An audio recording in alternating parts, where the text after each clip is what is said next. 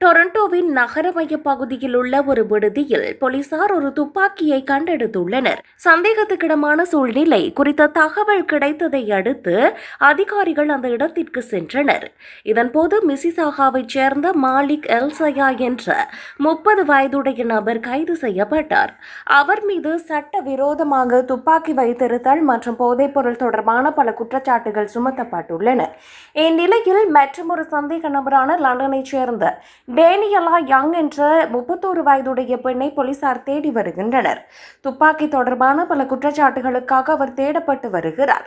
இவ்வாறு இருக்க இந்த வழக்கு குறித்த எந்த ஒரு தகவலையும் பகிர்ந்து தங்களுக்கு உதவுமாறு போலீசார் பொதுமக்களை கேட்டுக்கொண்டுள்ளனர். இதேவேளை விசாரணைகள் இன்னும் நடைபெற்று வரும் நிலையில் குற்றச்சாட்டுகள் எதுவும் நீதிமன்றத்தில் நிரூபிக்கப்படவில்லை என்பது குறிப்பிடத்தக்கது.